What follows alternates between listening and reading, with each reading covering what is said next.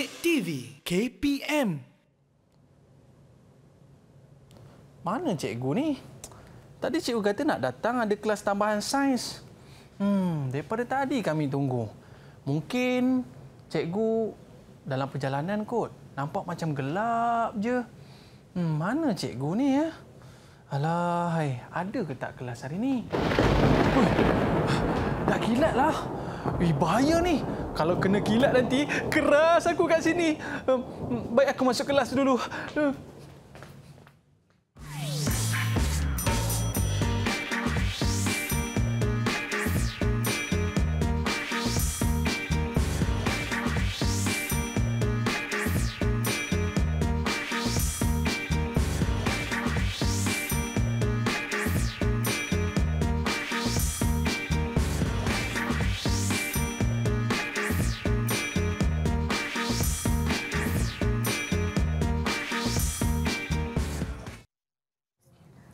Hai, Assalamualaikum warahmatullahi wabarakatuh dan salam sejahtera diucapkan kepada seluruh penonton Didik TV KPM. Anda bersama saya, Aiman Sufian Azman, pada hari ini dalam slot menengah rendah dalam mata pelajaran sains tingkatan 2. Baik, apa khabar para penonton sekalian?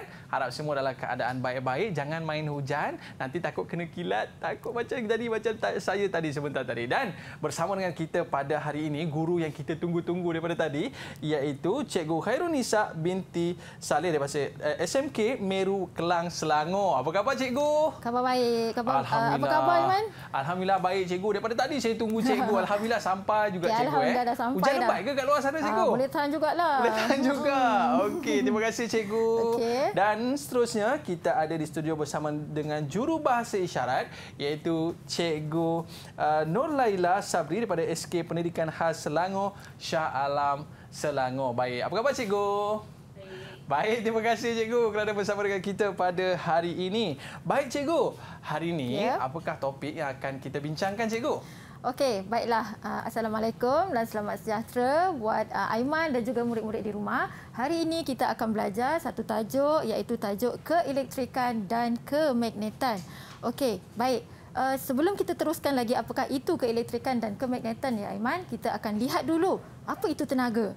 Okey, tenaga adalah satu keupayaan untuk melakukan kerja.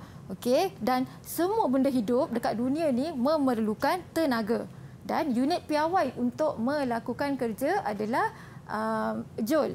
Unit piawai untuk tenaga adalah joule. Okey, baik. Ini adalah antara contoh-contoh penggunaan tenaga ya Aiman. Yang pertama, kereta memerlukan tenaga daripada bahan api untuk bergerak.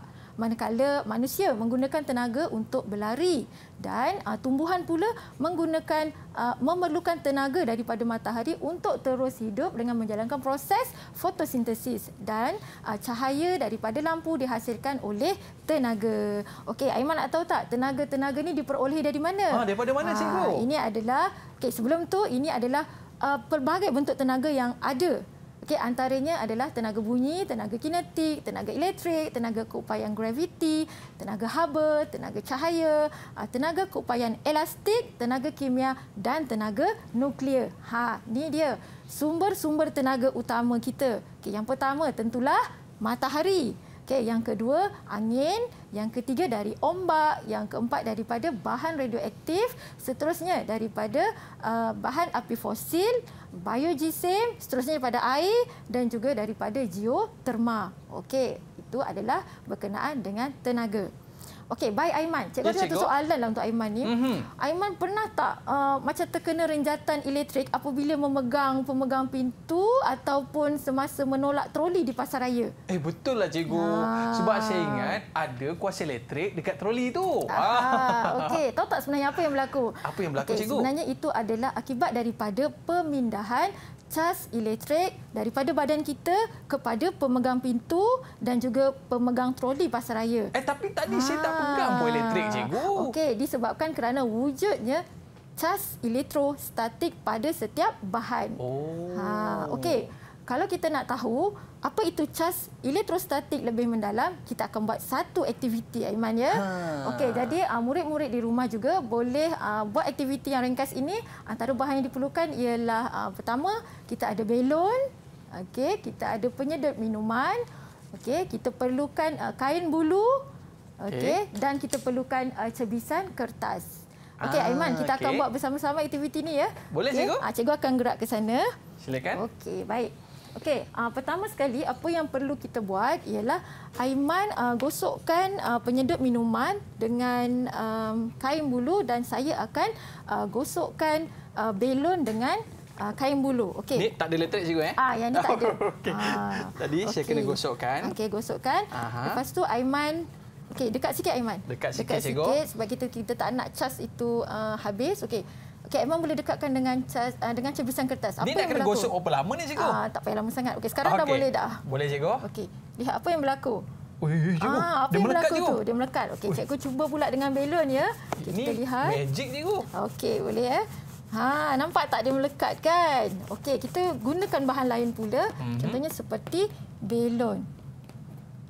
Belon nampaknya itulah dia tak berapa nak jadi, tapi murid-murid di rumah boleh lihat Abang Aiman buat menggunakan penyedut minuman, dia telah melekat. Cebisan kertas telah melekat. Okey, baik Aiman. Mari kita lihat apa sebenarnya yang berlaku. Apa yang berlaku cikgu? Ini bukan magic cikgu ya? Ini bukan magic. Okey, baik, kita lihat apa sebenarnya yang berlaku. Okey, apa yang berlaku ni? Kita nak cuba kaji. Okey, mengapa cebisan kertas tertarik pada penyedut minuman dan sepatutnya ia juga tertarik pada belon? Okey, ini adalah disebabkan oleh wujudnya cas elektrostatik. Okey, dari tadi cikgu sebut elektrostatik kan? Apa tu elektrostatik? Alamak. Okey, kita lihat. Cas elektrostatik. Okey, kita lihat maksud dia. Elektro bermaksud elektrik. Statik bermaksud tidak bergerak. Jadi, bila dia jadi elektrostatik bermaksud cas elektrik yang tidak bergerak. Okey, seterusnya cas elektrik dia terdiri daripada dua, iaitu cas positif dan juga cas negatif. Cas positif nama dia proton, cas negatif nama dia elektron. Okey, baik. Daya tolakan dan daya tarikan antara cas positif dan cas negatif tadi dikenali sebagai daya elektrostatik. Jadi cebisan kertas yang melekat pada penyedut minuman itulah wujudnya daya elektrostatik. Okey, baik. Ini dia punya penjelasan. Okey, apabila dua bahan yang berlainan digosok, maksudnya kita gosok kain dengan penyedut minuman, maka cas-cas elektron daripada kain bulu dipindahkan kepada penyedut minuman. Okey, jadi penyedut minuman telah menjadi bahan bercas negatif. Okey, manakala secara tak langsung, kain bulu tadi telah bertukar menjadi bahan bercas positif sebab dia telah kehilangan elektron. Okey, manakala cebisan kertas itu tadi secara semula jadi dia adalah bahan neutral yang mengandungi cas positif dengan cas negatif. Okey, jadi penyedut minuman tadi dia ada apa Aiman? Dia ada cas negatif kan? Negatif. Jadi dia akan menarik apa pada cebisan kertas? Dia akan menarik positif cikgu. Positif, betul Aiman. Okey. Ni dia tarik positif cikgu. Ya, dia menarik cas positif. Okey Aiman, ada lagi seterusnya. Okey cikgu. Okey, ciri-ciri cas elektrik ni dia akan menolak sekiranya cas itu sama. Positif dengan positif dia akan menolak dan negatif dengan negatif dia juga menolak. Maka untuk yang berlainan dia akan saling menarik. Itulah dia daya elektrostatik.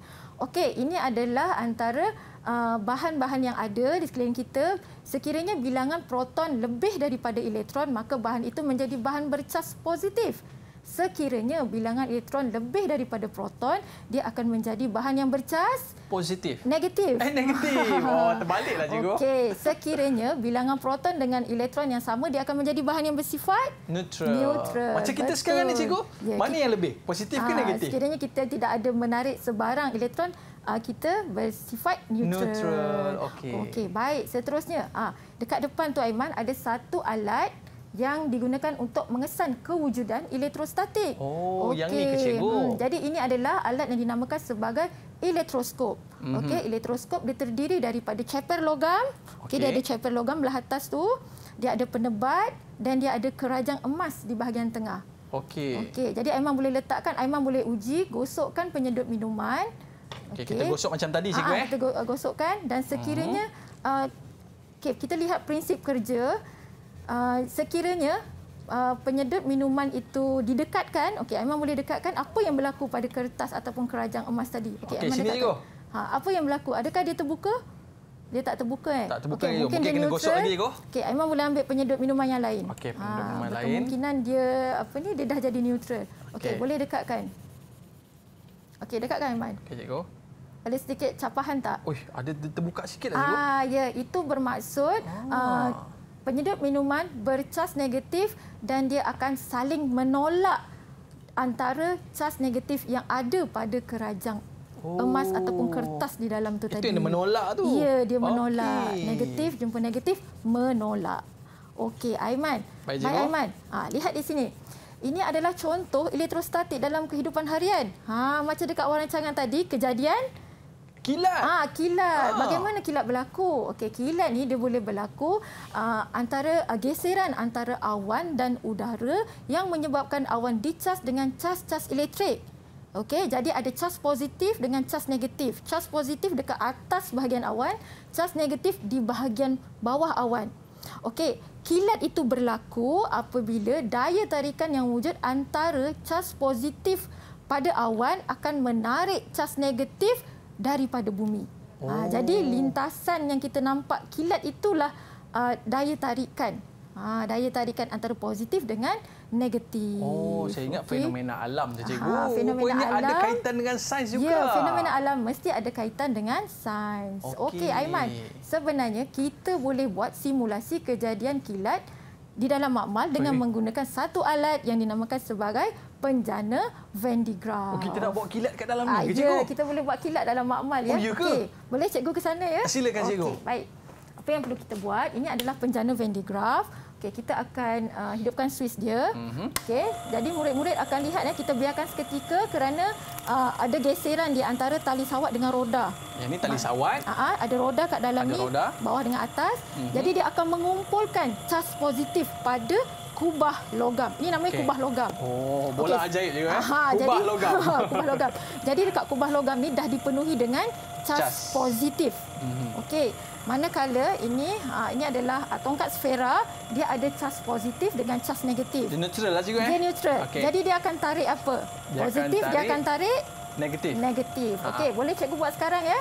Okey, Elok, cikgu. Takut jadi pula saya tengok. murid-murid di rumah boleh lihat ada terbentuknya percikan api. Okey, jadi itulah kilat yang terbentuk. Okey, Aiman nak cuba? Okey, Aiman pegang bahagian penebat. Bismillahirrahmanirrahim. Okey, dekatkan pada tengok sfera. Okey. Itu adalah wujud daya tarikan antara cas positif dengan cas negatif. Nampaklah cikgu kilat dia. Ya, itulah Tapi ni dia kenapa kilat. rambut ni tegak, cikgu? Okey, yang rambut ni tegak pula disebabkan apabila cas positif berkumpul di sini, rambut tadi ada cas positif dengan cas negatif kan? Jadi positif akan menolak cas positif yang ada pada rambut tersebut. Jadi dia menolak. Manakala yang tongkat sfera ni dia menarik. Jadi terbentuklah seperti cas elektrik tadi. Jadi boleh saya cuba sekali lagi, cikgu? Boleh Aiman. Okey, cikgu. Bismillahirrahmanirrahim. Murid nak tengok tak? Seronok kan? Okey. Itu dia. Okey, so apabila semakin lama maka cas positif semakin banyak. Okey, Aiman. Itu dia. Boleh? Dah puas hati Aiman? Puas hati, cikgu. Okey. Nanti kejap lagi kita main lagi. Okey, boleh. Sebab itulah biasa kalau mak saya kata, jangan main dekat elektrik tu, nanti rambut jadi tegak. Ini dah sebabnya. Okey, baik. Seterusnya ya. Baik, cikgu. Okey, apa yang Aiman, kita dah sampai kepada soalan uji minda. Kita dah belajar bahan bercas positif, bahan bercas negatif dan neutral. Ya, Okey, cikgu. Aiman, dekat papan soalan tu ada beberapa bahan. Boleh tak Aiman tentukan sama ada bahan tersebut adalah sama ada bahan bercas positif, bahan bercas negatif atau bahan bersifat neutral. Rakan-rakan di rumah juga boleh lihat ya gambar raja soalan di situ. Okey, Aiman. Yang pertama. Yang pertama, cikgu. Kita lihat ada berapa proton dengan elektron. Boleh, Aiman? Ada 3 proton, ada 1 elektron. Maka dia jadi bahan bercas Proton, cikgu. positif. Okey. Tadi kita buat simbol ke, cikgu? Tulis positif. Positif, positif. Boleh nampak soalan? Boleh nampak ya? Tulis besar sikit, Aiman. Okey. Positif, kalau bahasa Melayu dia POSITIF. F juga Ya, betul. Okey, Aiman, teruskan untuk gambar yang kedua. Gambar yang kedua, cikgu. Dia ada lebih 3 Negatif. negatif dan 1 positif. Jadi dia jadi bahan yang bercas. Negatif menang. Negatif. Okey, jadi jawapannya adalah negatif. Okey. F. Negatif. Negatif. Okey. Soalan ketiga, cikgu. Okey, yang ketiga, nampak bilangan dia sama kan? Betul lah, cikgu. Jadi dia jadi bahan positif negatif. bahan apa tu? Kalau dia positif dengan negatif dia sama, dia jadi bahan yang bersifat neutral. Neutral. Okey. Pandai Aiman. Okey. Okey. Okey, neutral. U-T-R. Betul, cikgu? Ya, Ejaan saya betul? Okey, pandai Aiman. Okey, Baik, cikgu. soalan yang seterusnya Aiman kat bawah tu. Okey, soalan dia apa tu? Jika Cas-cas yang sama jenis akan saling apa? Yang sama jenis akan saling menolak, cikgu. Betul, tepat sekali. Jawapan kat sini. Ya, Aiman. Menolak. Ya, menolak. Maklumlah, cikgu, tingkatan 2 macam inilah tulis. Tak apa, dia macam-macam tulisan. Okey, seterusnya yang bawah. Cas-cas yang berlainan akan saling menarik. Menarik antara satu sama lain. Pandai Aiman, cepat Yelah, belajar. murid-murid dekat rumah tu bagi jawapan, cikgu. Oh, dia berbisik ya.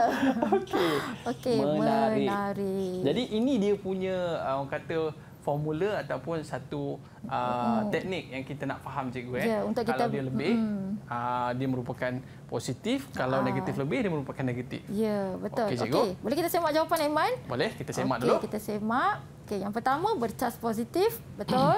Yang kedua negatif, betul. Dan yang ketiga adalah neutral. Okey, manakala soalan yang seterusnya, okey, yang pertama cas-cas yang sama jenis akan saling menolak dan yang berbeza berlainan akan saling menarik. Jadi cikgu, itu saja. Untuk soalan ni berapa markah cikgu nak bagi kat saya ni? Aiman, saya boleh bagi 2 thumbs up. 2 thumbs up 2 thumbs up. So Aiman boleh lekatkan di situ. Nanti saya nak share dengan murid-murid kita di rumah, cikgu. Sebab dia orang tolong saya bagi jawapan tadi. Tapi sementara saya nak lekatkan ni, cikgu. Apa kata kita berehat seketika?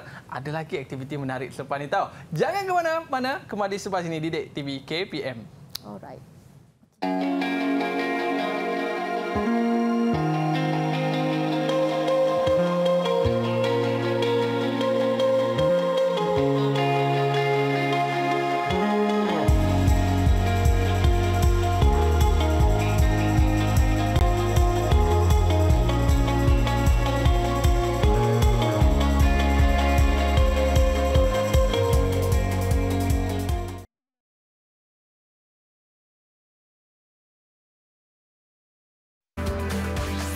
Didik TV KPM. Baiklah, kembali bersama saya Aiman Sufian Azman di Didik TV KPM dalam slot menengah rendah pada hari ini dalam mata pelajaran sains tingkatan 2.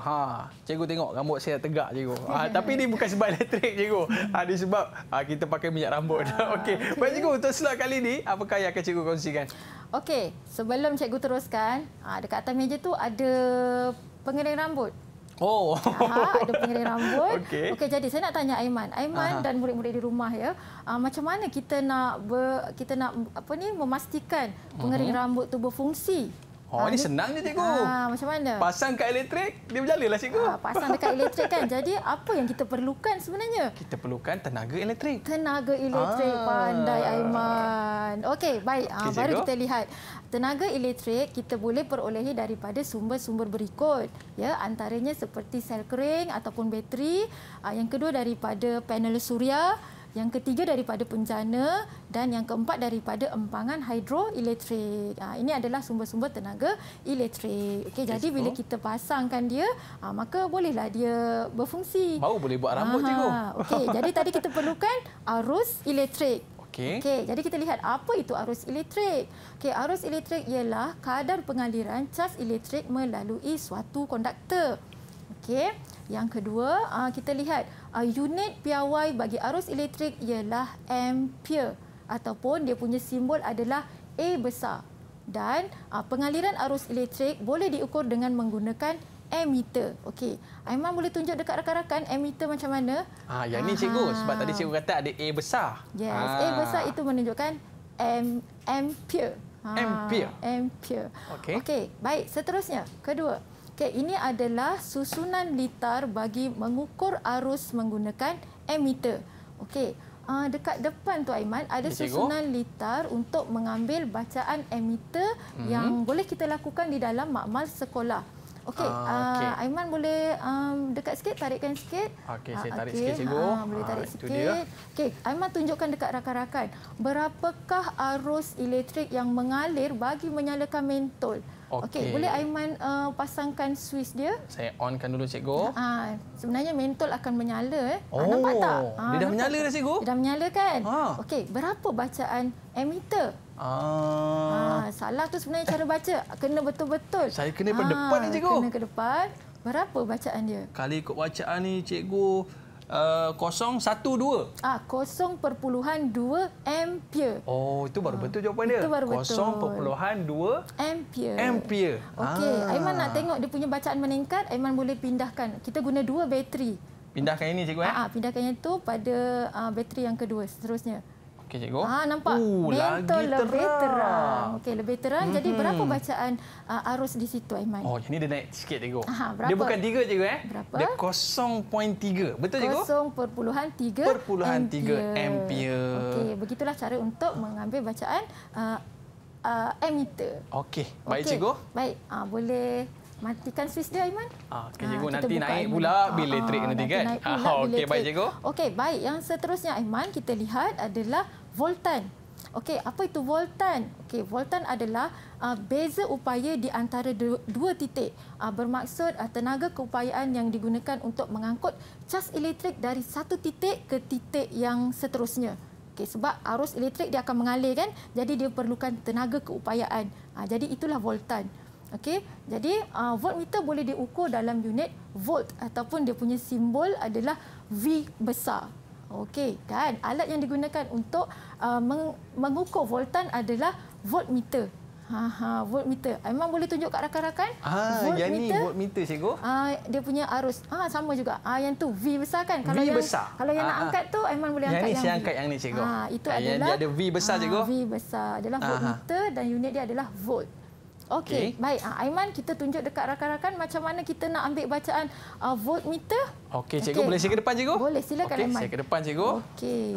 Jadi sebelum kita nak ni kita kena on dulu kan cikgu kan? Boleh on. Okey, saya onkan dulu. Onkan dulu. Kita guna satu bateri dulu.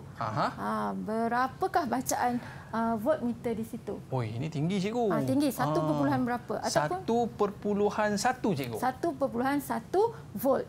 Okey, jadi kita lihat pula bila kita gunakan 2 bateri. Okey, Aiman pindahkan. Saya pindahkan ke sebelah cikgu. Ya, Aiman pindahkan. Ni current dia kuat tak ni cikgu? Takut pula saya. Jadi nampak tenaga keupayaan semakin tinggi, maka penyalaan mentol semakin terang.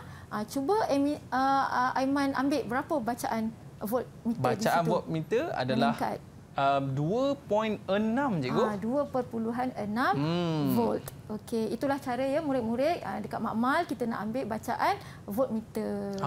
Okey cikgu. Pastikan susunan litar tu betul lah. Okey, kalau susunan litar tersalah ke tidak akan menghasilkan bacaan. Jadi macam murid-murid kita ni cikgu, dia kena berhati-hati cikgu Kena berhati-hati dan dia punya sambungan tu kena betul-betul lah. Okey. Boleh saya pandangkan cikgu? Okey, boleh. Nanti naik pula bila api rumah ya. Okey cikgu. Okey, baik Aiman. Seterusnya, apa yang perlu ada? Ini tadi adalah gambar bagi voltmeter. Okey. Baik, seterusnya untuk rintangan. Kita ada arus elektrik, kita ada voltan dan kita ada rintangan. Okey, apa itu rintangan? Okey, rintangan ialah suatu konduktor untuk menghadkan atau menentang aliran arus elektrik melaluinya. Jadi kerja rintangan dia akan menghadkan arus elektrik. Jadi arus elektrik itu tidak akan mengalir secara berlebihan. Jadi dia dikawal oleh rintangan. Perintang. Okey, baik. Perintang ini atau rintangan diukur dalam unit ohm. OHM. Dan itu adalah simbol bagi ohm. Okey, baik. Apakah alat dia? Okey, kita ada 2 jenis perintang iaitu perintang piawai. Perintang piawai itu dia punya gambar raja dan yang kedua ialah perintang boleh ubah ataupun rheostat. Itu Aiman boleh tunjukkan kat rakan-rakan. Ini adalah rheostat yang kita gunakan di dalam makmal. Ini yang besar cikgu Ini yang besarlah. Kalau dekat dalam peralatan elektrik nanti kita akan tengok dalam komponen elektrik. Okey, boleh cikgu. Baik. Aiman dah faham dah? Itu dia cikgu. Dah boleh faham dah. Dah boleh Sikit-sikit, faham kan. cikgu. Jadi apakah hubungan antara arus, voltan dan rintangan? Bila kita dah belajar 3, dia ada hubungan ya. Okey, baik, hubungannya dikenali sebagai hukum Ohm. Okey, apa itu hukum Ohm? Hukum Ohm ialah apabila ia menyatakan bahawa arus elektrik yang mengalir melalui suatu konduktor adalah berkadar terus dengan voltan. Maknanya jika voltan tinggi, arus akan tinggi. Okey, dan ia ditulis sama dengan V sama dengan arus darab dengan rintangan. Okey, jadi untuk memudahkan kita mengingat hukum Ohm, kita gunakan rumus segitiga. Okey, kita buat rumus segitiga, V bawah dia I iaitu arus dan rintangan. Jadi kenapa kena tutup-tutup tu? Okey, ada sebab dia ya. Macam ni, kalau kita nak cari nilai voltan, kita tutup V. Okey, kita tutup V, jadi kita darabkan nilai arus dan rintangan. Okey, jika kita nak cari nilai arus, kita tutup I, jadi voltan bahagi dengan rintangan. Dan jika kita nak cari nilai rintangan, kita tutup R, jadi formula dia adalah voltan bahagi dengan nilai arus. Itulah hukum Ohm. Baik, ini hanyalah contoh ya untuk murid-murid mengira berapa nilai voltan, nilai rintangan dan juga nilai arus. Okey, baik. Aiman. Ya, cikgu. Nampaknya soalan ni agak sukar sikit. Aduh, okey. Okey, untuk yang melintang cikgu dah selesaikan. Okey, Aiman perlu jawab soalan yang menegak. Okey, boleh Aiman tolong bacakan soalan A? Okey, untuk soalan A, cikgu, soalannya tempat kosong ialah kuantiti elektrik yang diukur menggunakan ammeter. Okey, apakah itu? Apa cuba ya? tengok A itu. Ada A, ada U, ada S. Arus. Arus? Okay. Betul ke? Okey, nanti kita tengok jawapan. Okey, soalan C pula Aiman. C pula, unit bagi rintangan ialah tempat kosong. OHM. Ohm. Betul ke? Ingat dia. A arus, yang C adalah ohm. Okey, soalan yang E pula, yang ketiga. Okey. E pula, tempat kosong menghalang arus daripada mengalir melalui konduktor. Rasanya yang ni tadi. Apa ya kawan-kawan? Okey. Perintang. Betul tak? Okey, tanya kawan-kawan. Betul tak? Okey. Kita semak jawapan ya dengan rakan-rakan di rumah. Okey, baik. Apakah jawapan dia? Betul ke tak? Yang pertama, A-R-U-S. Yes. Arus. Betul. Okey, yang kedua, apa tu Aiman? Ohm. Betul. Dan yang ketiga ialah perintah. Okey, tepat sekali Aiman. Dapat lagi thumbs up daripada cikgu. Okey. Tak sabar pula saya nak letak ganjaran sendiri ni kan.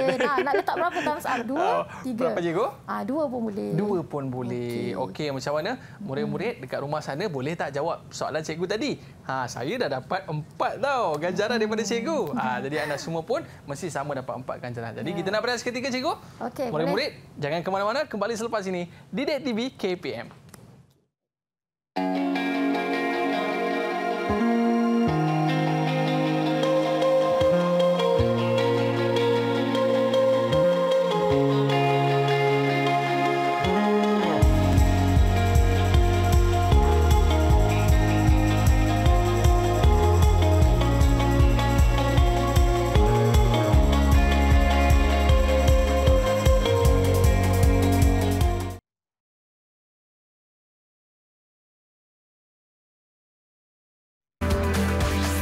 Didik TV KPM. Baiklah, kembali bersama saya Aiman Sufian Azman di Didik TV KPM pada hari ini dalam slot menengah rendah dalam mata pelajaran sains tingkatan 2.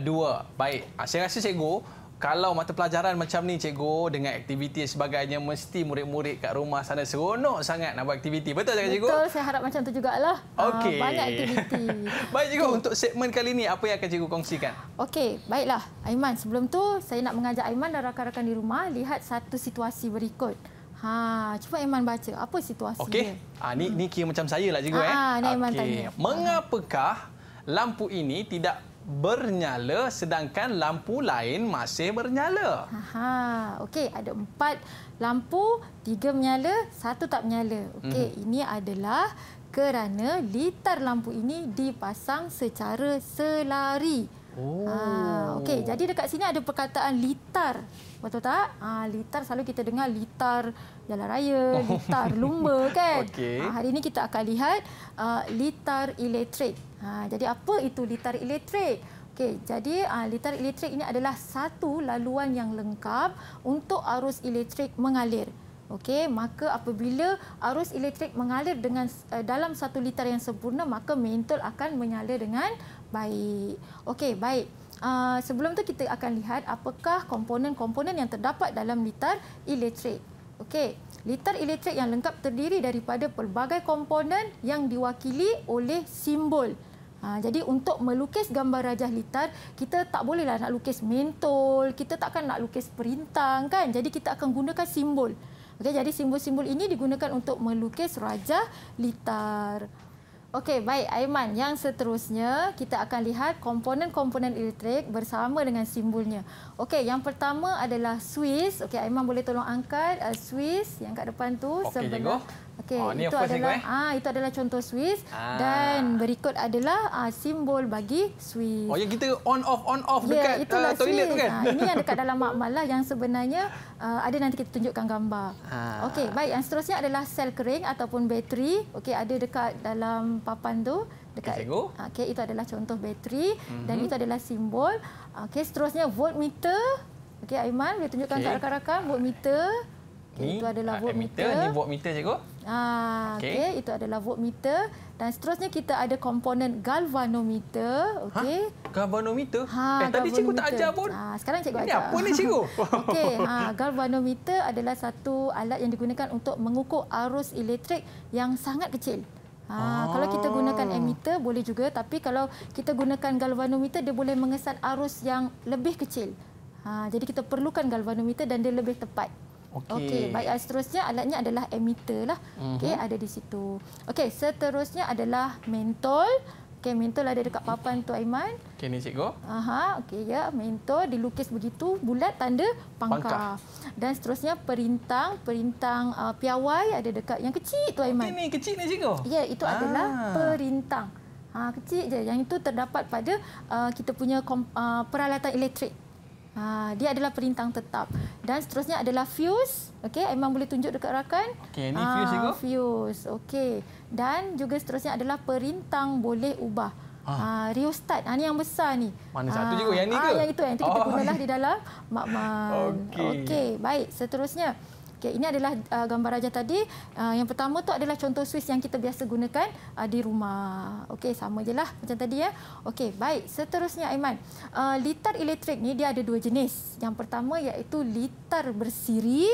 Okey, litar bersiri terdiri daripada komponen-komponen elektrik yang disambung secara bersebelahan bagi membentuk satu laluan tunggal untuk arus mengalir.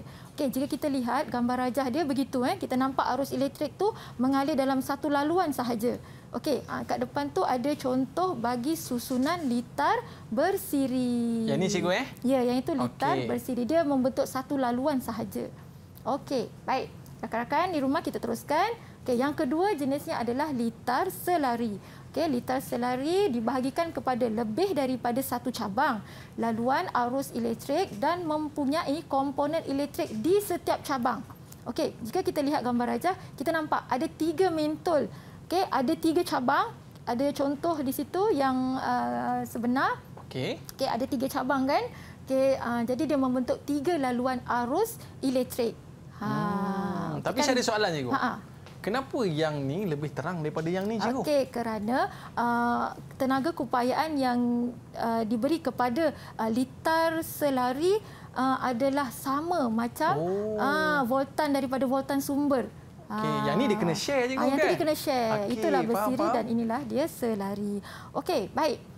Ini adalah contoh bagaimana kita mengira untuk arus, voltan dan rintangan dalam litar bersiri. Kalau kita nampak arus dia adalah sama. Maknanya kecerahan mentol tu sama sebab arus dia sama. Okey, manakala voltan adalah hasil tambah voltan 1 tambah voltan 2 dapatlah jumlah voltan dalam liter bersiri. Dan rintangan pun macam tu juga. Dia adalah hasil tambah rintangan 1 dan 2 untuk menghasilkan rintangan berkesan. Manakala untuk arus voltan dan rintangan dalam liter selari, arus dia adalah hasil tambah arus 1 tambah dengan arus 2. Manakala voltan, ini yang kita kata tadi, voltan dia adalah sama daripada voltan sumber untuk voltan mentol 1, voltan mentol 2 dan juga voltan mentol 3. Jadi kecerahan dia sama. Okey, manakala untuk rintangan kita gunakan rumus 1/R sama dengan 1/R1 tambah dengan 1/R2. Jadi murid-murid boleh gunakan rumus-rumus berikut untuk menyelesaikan masalah jika diberikan nilai arus, voltan dan juga rintangan dalam soalan lah biasanya. Tapi cikgu mesti ada buruk baik dia cikgu kan? Ada. Yang ni ada kelebihan dia, ada kelebihan dia kan? Betul. Okey. Boleh cerita sikit cikgu? Kita lihat apakah kelebihan dan kekurangan liter bersiri. Okey, kita lihat kelebihan yang pertama. Okey, setiap komponen contohnya seperti mentol dalam liter menerima kuantiti arus yang sama. Okey, manakala kelebihan yang kedua, semua komponen dikawal oleh suis yang sama. Okey, dan yang ketiga, penambahan voltan akan membekalkan arus yang lebih besar. Kalau kita tambah lagi bateri, maka arus tadi akan bertambah. Jadi kecerahan mentol ketiga-tiganya itu akan meningkat. Okey, baik. Manakala kekurangan, kerosakan pada satu alat elektrik menyebabkan alat elektrik yang lain tidak berfungsi. Contohnya, kalaulah dekat dalam liter bersiri tadi, mentol yang pertama rosak, maka mentol yang lain pun dia tak menyala. Oh, kalau ni rosak, dua dia tak menyala? Ya, dia tak menyala. Okey, baik. Kekurangan yang kedua, pemasangan lebih banyak alat elektrik menyebabkan rintangan bertambah dan arus berkurang. Kalau kita tambah lagi mentol, maka arus pun berkurang. Jadi tak cerahlah mentol tu, malap. Okey, manakala kekurangan yang seterusnya, setiap alat elektrik tidak boleh dipadamkan secara berasingan. Kalau ada 4 mentol, kita guna satu suis, semua padam. Okey, baik, boleh. Baik, kita lihat pula apakah kelebihan dan kekurangan liter selari. Okey, kelebihan dia, setiap alat elektrik boleh dihidupkan atau dimatikan secara berasingan. Contoh macam kat rumah kita. Okey, tadi ayah dia jawab tadi kan, dipasang secara selari. Jadi macam kat rumah kita, semua pendawaian elektrik, mentol, lampu, kipas adalah menggunakan liter selari. Maknanya kalau kita nak tutup lampu dekat ruang tamu, kita tutup je lah lampu dekat ruang tamu. Okay, kalau kita nak tutup lampu dekat ruang dapur je tutup. Kalau kita gunakan liter bersiri, habis satu rumah gelap. Satu rumah gelap. Jadi itulah kelebihannya kita gunakan liter selari dalam pendawaian rumah. Okey, dan penambahan alat elektrik tidak menjejaskan fungsi alat elektrik yang lain dalam liter yang sama. Kalau kita tambah mentol, kecerahan dia tak akan menurun. Sebab voltan dia sama dengan voltan sumber asal. Okey, baik. Dan kekurangannya, voltan setiap alat elektrik tak dapat dikawal kerana voltannya adalah sama dengan voltan sumber. Jadi kita tak boleh kontrol atau kita tak boleh kawal lah. Okey, baik. Ini adalah sistem pendawaian di rumah. Okey, maafkan saya. Sistem pendawaian di rumah disambung secara selari. Saya ulanglah sekali lagi supaya murid-murid tahu dekat rumah kita semua lampu, kipas adalah menggunakan pendawaian secara selari. Okey, dan contohnya semua lampu di rumah didawaikan selari dalam liter lampu untuk memastikan setiap lampu memperoleh voltan yang sama daripada bekalan kuasa utama. Kalau ada 6 lampu, 6 lampu tersebut akan menyala dengan kecerahan yang sama. Macam yang ni cikgu Iya, betul. Okey, jadi arus yang mengalir pula daripada bekalan kuasa utama ke liter masing-masing dikawal oleh papan agihan. Aiman pernah nampak tak ni? Ni dekat depan pintu rumah tu cikgu ada orang sebut DB cikgu DB atau bahasa Melayu dia papan agihan. Papan agihan. Okey, boleh faham ya? Jadi nanti murid-murid kat rumah boleh lihatlah di mana kedudukan papan agihan di rumah masing-masing. Okey. Baik. Habis dah kita Aiman. Aiman dah belajar tadi komponen kan? Dah cikgu. Okey, nampak komponen. Okey. Rajah menunjukkan simbol satu komponen elektrik. Pilih komponen elektrik yang ditunjukkan dengan betul. Ada suis, ada transformer, ada rheostat, ada fuse. Sebelum tu cikgu nak bagi tahulah rheostat tu adalah perintang. Cikgu bagi jawapan lah tu. Mesti itu jawapan dia. Jawapannya C. Okey. Okey, jadi jawapan dia ialah C. Betul cikgu Okey, mari kita lihat. Okey, betul lah tu. Rheostat adalah perintang. Kalau rheostat tu dia perintang boleh ubah. Oh, perintang boleh ubah. Kalau perintang sahaja dia perintang tetap. Kalau perintang tetap tu dia tak ada palang tu cikgu kan? Dia tak ada. Dia tak ada palang. Okey, baik. Soalan yang seterusnya. Okey, lukiskan. Saya minta Aiman dan rakan-rakan di rumah cuba lukiskan satu rajah litar selari menggunakan 3 mentol, 1 bateri ataupun 1 sel kering, 1 Swiss dan beberapa dawai penyambung. Ni berapa minit ni cikgu? Dalam 30 saat. Okey cikgu, saya cuba cikgu Okey, Aiman boleh cuba. Murid-murid kat rumah pun boleh cuba juga tau. Okay. Tapi kalau salah nanti cikgu tolong betulkan Okey, ada 1 bateri, ada 3 mentol. Okey.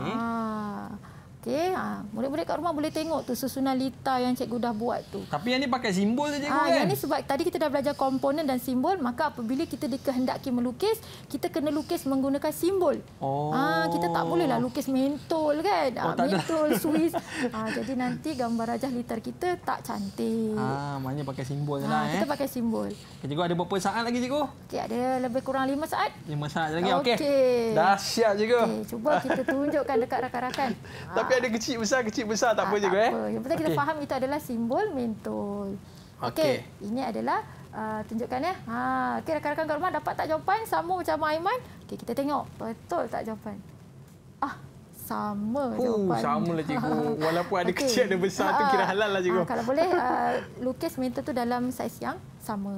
Okey, baik cikgu. Okey, baik Aiman, boleh faham dah? Okey, baik cikgu. Berapa markah cikgu nak bagi saya ni? Lupa cikgu nak bagi markah sebab ada jawapan dan ada juga lukisan cikgu nak bagi 3 thumbs up. 2 untuk lukisan. Okey. Ada 3 thumbs up Okey, baik cikgu. Jadi murid-murid di rumah boleh cuba buat seperti ini. Tadi nyari-nyari saya nak lukis gambar mentol betul-betul tau. Rupanya pakai simbol je. Kita kena pakai simbol. Kita nak berehat seketika, kembali selepas ini Didik TV KPM. Okey.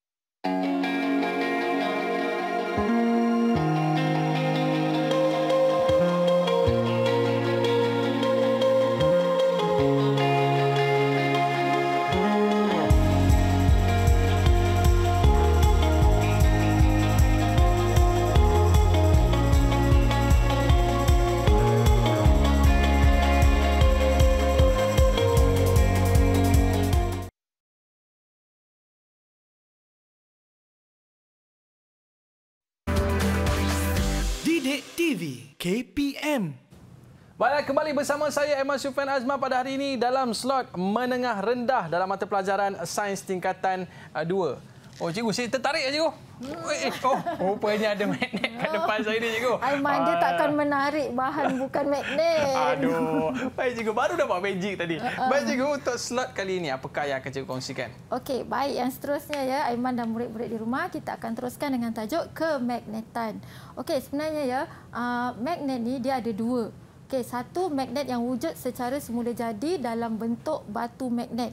Jadi ini adalah semula jadi batu magnet boleh didapati di dalam bumi lah. Okey, dan yang kedua adalah magnet buatan manusia yang diperbuat daripada bahan seperti besi, keluli, kobalt dan juga nikel, dan ia digunakan secara meluas dalam kehidupan harian. Tapi Aiman, cikgu ada soalan lah Aiman. Okey, cuba Aiman tengok dekat papan ganjaran Aiman tu. Okey. Macam mana thumbs up tu boleh melekat? Lah cikgu. Bukan ada gam pun. Tak ada gam kan? Aiman lekatkan guna apa? Saya guna senyum ni cikgu. Senyum tu ada apa? Belakang ni ada magnet rupanya. Itulah tajuk kita sebenarnya. Okey, jadi yang ini adalah magnet buatan. Okey, kita teruskan Aiman. Baik cikgu. Okey, kita akan lihat yang pertama sifat-sifat magnet. Okey, ada 4 sifat magnet. Okey, yang pertama magnet yang dia akan menarik bahan magnet.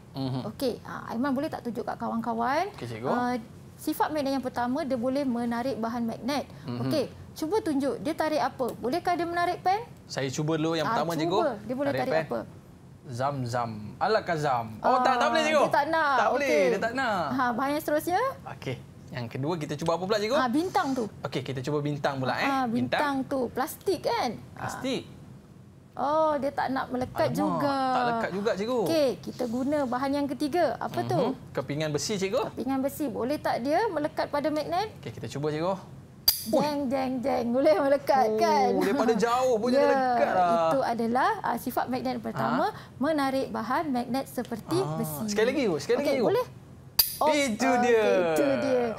Okey, Aiman seterusnya.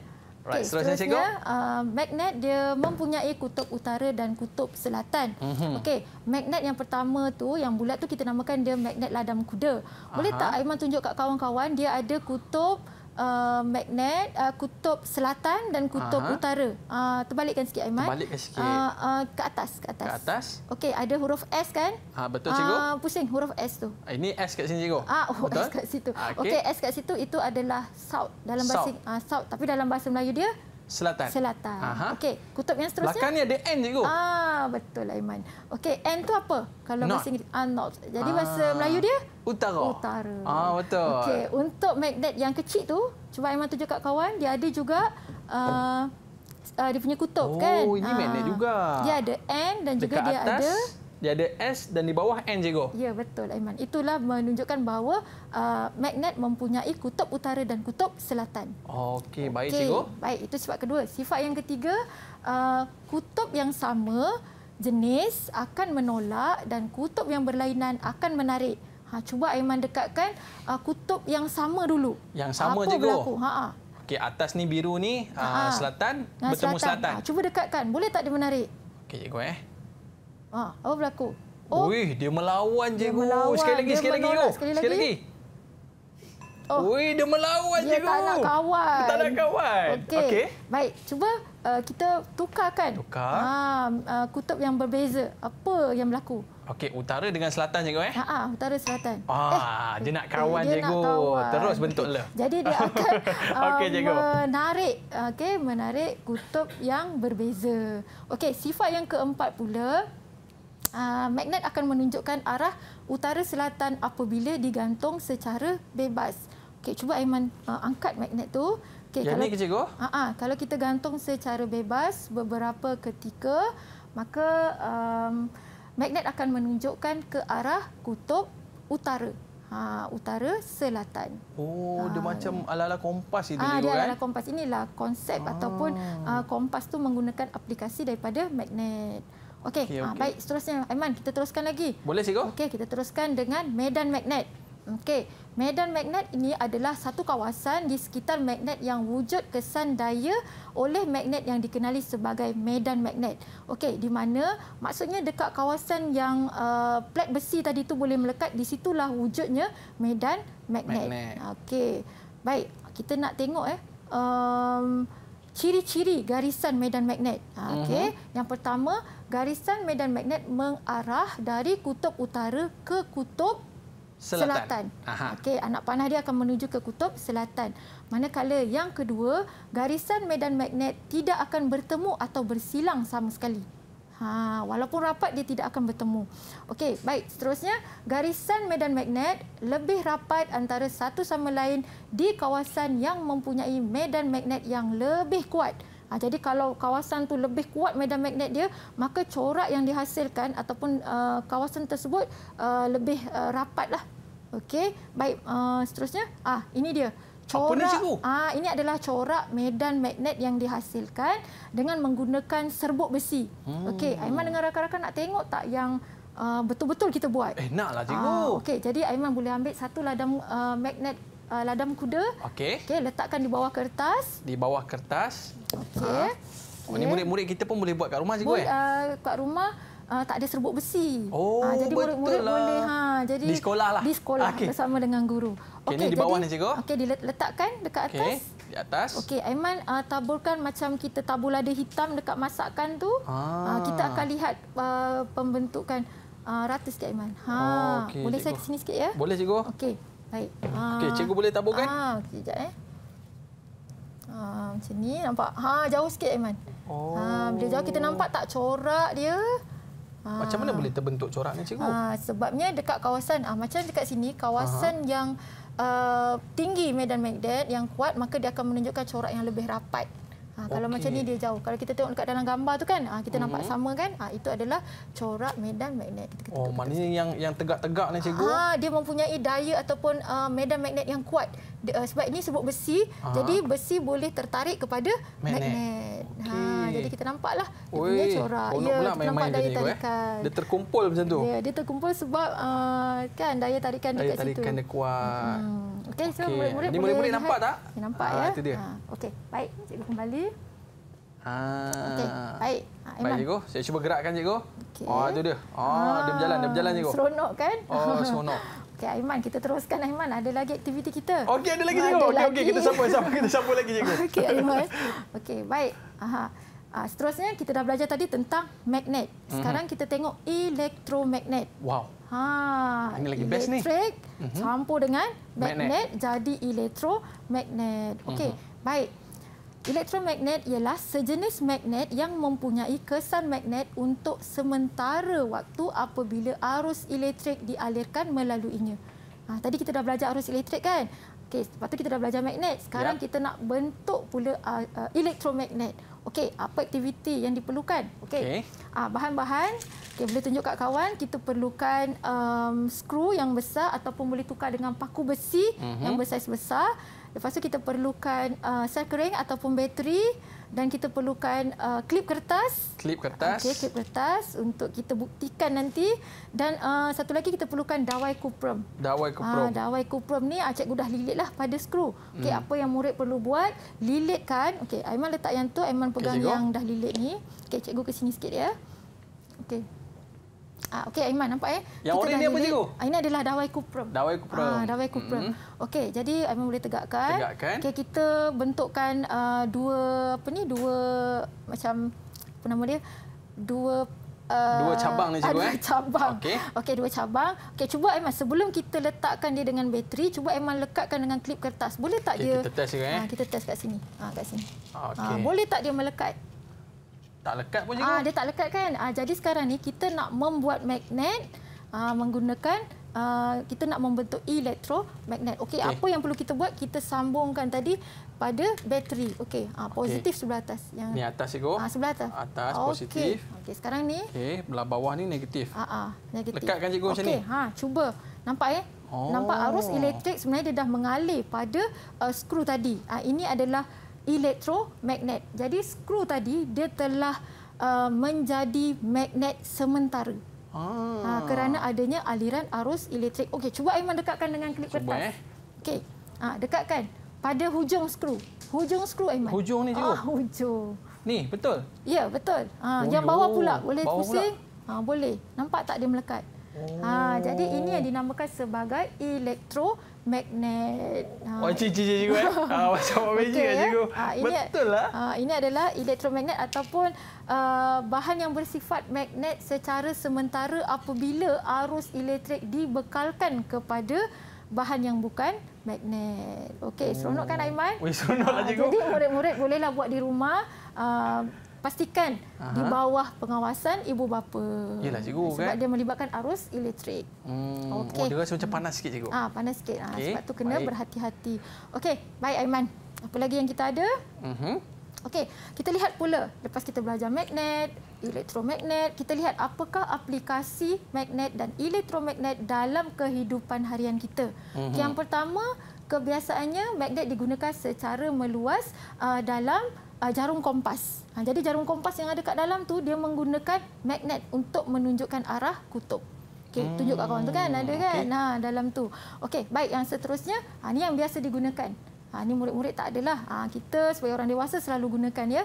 Kad kredit dan kad debit mempunyai jalur elektromagnet yang menyimpan maklumat. Jadi bila kita nak ambil duit tu, kita masukkan ke dalam mesin ATM. Jadi dekat situ, dekat dalam kad debit tu dia ada jalur elektromagnet. Jadi bila kita masukkan dia boleh baca maklumat. Yang warna kuning tu cikgu warna gold tu.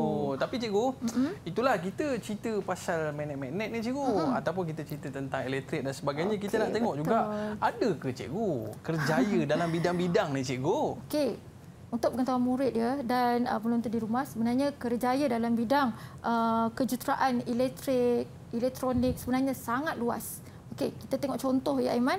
Dalam kejuruteraan elektrik, okey, sistem dalam bidang sistem dan peralatan elektrik, dalam penjanaan kuasa elektrik, dalam empangan hidroelektrik, maka di sana menggunakan khidmat jurutera elektrik. Okey, dan juga dalam bidang pengagihan kuasa elektrik daripada sumber ataupun daripada empangan hidroelektrik kepada pengguna. Okey, jadi itu memerlukan kejuruteraan elektrik. Manakala dalam kejuruteraan elektronik yang biasa kita gunakan seperti dalam bidang dalam penggunaan telefon bimbit dan komputer riba. Jadi gabungan antara kejuruteraan elektrik dengan elektronik tadi mempunyai peluang yang luas dalam pilihan kerjaya, antaranya dalam bidang tenaga, semikonduktor, minyak dan gas, aeroangkasa, telekomunikasi, robotik, penyiaran, kejuruteraan komputer, analisis item dan sebenarnya banyak lagi ya Aiman ya. Wow. Jadi murid-murid di rumah saya harap teruskan minat dalam bidang elektrik dan elektronik dan kemagnetan supaya lebih mendapat peluang yang cerah lah. Yalah, tanpa elektrik, tanpa lampu-lampu ni cikgu tak bersiaran kita hari ini ya, kan. Okey, mungkin ada sedikit rumusan daripada cikgu tentang topik kita pada hari ini. Baiklah ya, daripada awal kita dah belajar tentang cas elektrostatik, positif dan negatif, kita belajar tentang hubungan antara arus, voltan dan rintangan, dan seterusnya kita belajar bagaimana pendawaian elektrik di rumah kita dijalankan, iaitu secara litar selari. Dan seterusnya kita belajar kegunaan magnet di rumah dan apakah kegunaan elektromagnet dalam kehidupan harian kita. Bagaimana dengan prestasi pembelajaran saya pada hari ini, cikgu? Okey ke? Disebabkan Aiman sangat aktif menjawab soalan dan juga membuat banyak aktiviti, maka cikgu nak tambah lagi 3 thumbs up. Wow, tambah lagi 3. Berapa semua tu Aiman? Wow. 2, 4, 6, 7. Tambah 3 dapat 10 thumbs up hari ini. Wow, nanti saya share lah dengan murid-murid kita di rumah tu, cikgu. Baik, cikgu. Di manakah murid-murid kita ni nak dapatkan bahan-bahan rujukan kita pada hari ini, cikgu? Okey, baiklah. Jika murid-murid untuk mendapatkan bahan-bahan yang kita belajar hari ini, boleh terus ke Pelantar Delima KPM. Itu dia, cikgu. Sebab itulah mak saya selalu cakap, cikgu. Dia kata kena pergi sembahyang jemaah dekat masjid. Sebab bila sembahyang jemaah ni duduk rapat-rapat, kita akan neutralkan cas kita. Ya. Betul ke, cikgu? Betul Betul. Sebab kita kan ada cas elektron berlebihan, so maka kita boleh meneutralkan. Itu dia. Terima kasih banyak, cikgu. Okey, sama-sama. Hari ini seronok pula kita banyak aktiviti kan. Rasa macam nak tambah lagi. Okey, tak apa. Terima kasih kepada murid-murid yang bersama dengan kita pada hari ini. Ada rezeki kita jumpa lagi. Bye-bye. Assalamualaikum warahmatullahi wabarakatuh. Jumpa lagi.